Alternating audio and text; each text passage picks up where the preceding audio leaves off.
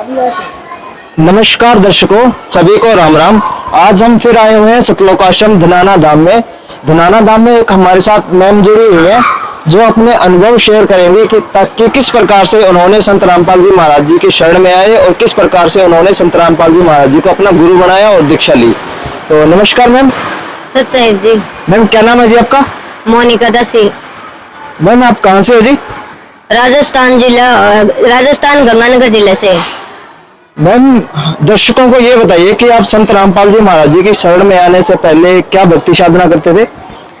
हम जो संसार की परंपरा है वैसे ही पूजा साधना करता, हनुमान जी की करता, मंदिर जाते थे और भगवान कृष्ण को मानते थे इष्ट रूप में, और गुरु रूप में भगवान शंकर को मानते थे ऐसे, और कुलदेवी को भी मानता था, उनके भी जाते थे, बालाजी के भी जाते थे, और भी जैसे नखत बन्ना रही बबूता सितर गोगा जी है ना, इसके सबके भी जानता जैसे परंपरा है।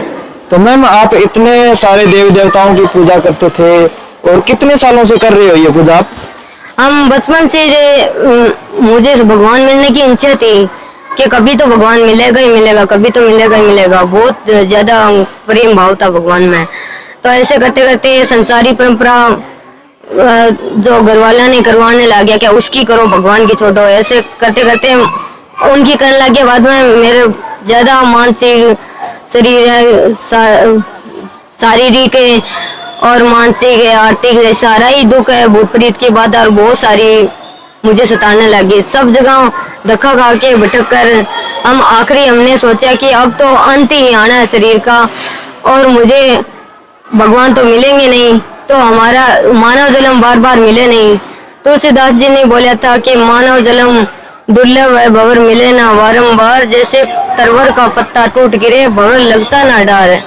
ऐसे ऐसे सुनेरी थी। और गीता जी में अर्जुन को गा के सुना रहा था भगवान कृष्ण ने, तो कि तत्वदर्शी सतगुरु के शरण में जाने से और सारी साधना जितनी भी परंपरा करी है वह मुझ में छोड़कर तत्वदर्शी सतगुरु के शरण में जाओ, वो मेरा भी इष्ट है। और उनके शरण में उनका मुझे नहीं पता, पहले तो उसे कहा था और उसके बाद बोला था कि उसके शरण में जाने से वो गुप्त से गुप्त बात बताऊंगा, वो भी मेरे शरण में ही है, वो मेरा इष्ट है कि मेरा भी इष्ट वो ही है, इसीलिए बोल रहा था। ऐसे ऐसे मैं गीता जी सुनती थी और भजना में भी सुना था भगवान कबीर के बारे में। जब फिर मैं अंत आ गया तो मैं हार कर बैठ गई, अब तो अपन भगवान मिले ना, शरीर का अंत ही होना है। अत्यंत उस समय के बाद में, थोड़ा समय बाद में संत रामपाल जी महाराज की सत्संग आई, हमने रोकर सोई थी और सत्संग आता ही हम सत्संग में संत रामपाल जी महाराज की सत्संग सुनी तो एक बार तो रोड़ा सा लग गया, लेकिन फिर मैं धीरे धीरे सुनी तो आधे घंटे तक सुनी तो संत रामपाल जी महाराज का ज्ञान बहुत अच्छा लगे था। और एक गुरु की और भी मैं सत्संग सुनती थी, उस दोनों में हमने बोला कि पहले सतगुरु शरण में मुझे लेवेगा वही मेरा गुरु होगा। अत्याने ऐसा कहकर मैं रोकर सो गई थी। फिर संत रामपाल जी महाराज प्रकट हुआ और उनके बाद में मन सपना माड़ी सी आंख नीचे जी, सुबह सुबह टाइम में दोपहर का समय था और ऐसे आके संत रामपाल जी महाराज नाम दीक्षा दी थी। फिर मैं अचानक आंख खुली कि अपन सत्संग में देखते यही महापुरुष ने अपन सत्संग अपन नाम दीक्षा दी है। और जो कृष्ण भगवान के मुख से ये भी सुनेड़ा था कि जो उसको बोल रहा था अर्जुन को कि मानव के लिए आपके भगत के लिए भगवान ने मानव रूप में भी साधारण शरीर रूप में भी आना पड़ता है। मैम एक बात और बताइए, जो आप पहले साधना करते थे, देवी देवताओं की भक्ति करते थे, क्या उनसे आपको कोई लाभ हुआ? नहीं, लाभ तो नहीं हुआ, बल्कि हानि हुई, इसीलिए। थोड़ा बहुत लाभ हुआ होगा मैम? नहीं, वो हम जो थोड़ा घना मेरा पुण्य था ना पिछले जन्म का, क्योंकि ये पुण्य से संत रामपाल जी महाराज के शरण में ज्ञान सुनने से पता चला कि पिछले जन्म के पुण्य से लाभ होता है। और पुण्य जब अक्षीण हो जाते उसके बाद में कोई लाभ ना हुआ। जब तक मेरा पुण्य था जब तक तो सारा लाभ होता था, मैं जानती है देवी देवता से लाभ होते, लेकिन उसके बाद में पुण्य समाप्त होने के बाद मैंने कोई लाभ ना हुआ। भूत प्रीत की बाधा सताने लगी, तीनों जो मानसिक शारीरिक आर्थिक ये दुख होता है ये सारा मेरे पर आन गिरा। तो मैम ये भी हो सकता होगा कि संत रामपाल जी महाराज जी के शरण में आने के बाद में आपको कोई लाभ हुआ जी? हाँ जी, संत रामपाल जी महाराज के शरण में आने के बाद पहला तो ये लाभ हुआ था कि आध्यात्मिक मुझे सत्संग ज्ञान मिला था। दूसरा लाभ ये हुआ जो असली अमर भक्ति होती है वह मिली। तीसरा लाभ हुआ कि मुझे भगवान प्राप्त हो गया और पूर्ण गुरु भी प्राप्त हो गया। मैम एक क्वेश्चन और पूछना चाहते हैं कि आप कहते हो कि संत रामपाल जी महाराज जी पूर्ण गुरु हैं, तो कुछ लोग ये कहते हैं कि संत रामपाल जी महाराज जी पूर्ण गुरु नहीं है, तो आप कैसे सिद्ध कर सकते हो, उनको कैसे बता सकते हो कि संत रामपाल जी महाराज जी ही पूर्ण गुरु हैं?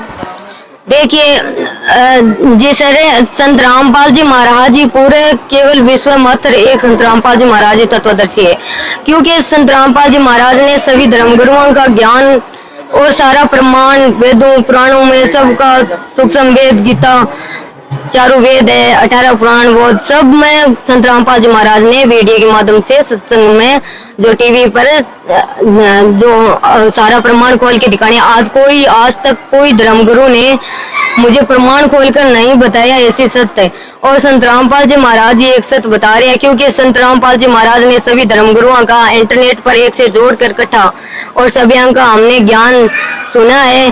संत रामपाल जी महाराज के बराबर कोई एक बार की प्रमाण नहीं है। कहते तो सब सच्चा है, लेकिन भक्ति साधना उनके पास में सत्य नहीं है। संत रामपाल जी महाराज के पास में भी है, और उनके शरण में आने से अवश्य ही कोई भी आ जाए, दुखी से दुखी आ जाए, उनका भी लाभ अवश्य होता है संत रामपाल जी महाराज के शरण में आने से। मैम एक बात और बताइए हमारे दर्शकों को, बहुत से लोग ये कहते हैं कि कबीर भगवान नहीं है। आज तक शायद किसी ने भी नहीं कहा, जितने भी महामंडलेश्वर है, संत हैं, जो शंकराचार्य हैं और किसी भी धर्मपंथ के अनुयायी हैं, वो सिर्फ ये बताते हैं कि परमात्मा निराकार है, और संत रामपाल जी एक तरफ भगवान को साकार बताते हैं और दूसरा कबीर जी को भगवान बताते हैं। यह कहाँ तक उचित है और क्या सही है ये? हाँ जी, कबीर परमात्मा ही भगवान है। भजना में कुछ वेदों में ये संत महर्षि ने ये भी एक बार तो सत्य बोलते हैं, लेकिन बाद में बात को दबा लेता है, क्योंकि आपकी रोजी रोटी के लिए, सभी संगत सभी जनता को भ्रमित करने के लिए, क्योंकि भाई आप तो नरकम जाएगा ही जाएगा और संगत को और भी ले जाएगा, क्योंकि बेचारे उनके पास में ना तो नाम है, सच्ची साधना भक्ति है, और ना ही उसके पास में ज्ञान है।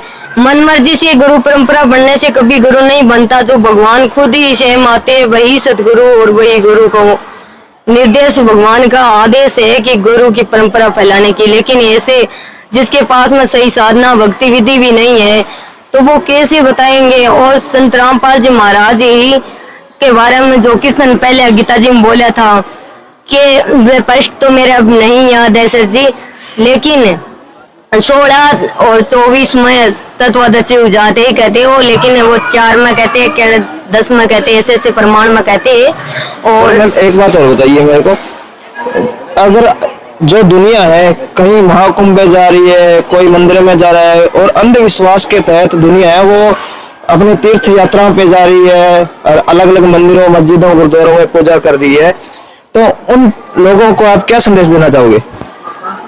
देखिए हमारे यही प्रार्थना है, संदेश तो मैं कुछ नहीं दे सकती, संत रामपाल जी महाराज जी संदेश दे सकते हैं, और हम तो केवल बस सभी बहन भाइयों से प्रार्थना कर सकते हैं कि संत रामपाल जी महाराज का सच्ची भक्ति विधि है, जो जड़ से लेकर पत्ते तक शाखा पेड़ सबके बारे में बता देता है।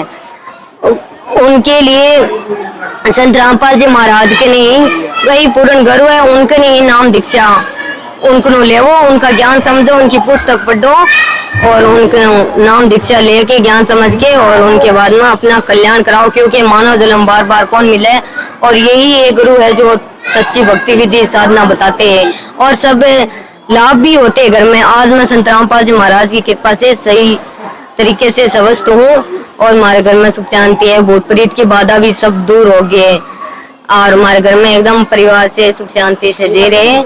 और जो संत रामपाल जी महाराज को नाम दीक्षा लेने के लिए साधना चैनल पर 7:30 से 8:30 बजे तक सत्संग चलती है, उस पर पीली पट्टी चलती है, उस पर नाम दीक्षा लेकर अपना सभी बहन भाई माता बुजुर्ग सब ने नाम दीक्षा लेके अपना कल्याण कराए। जी धन्यवाद मैम। सत साहेब जी।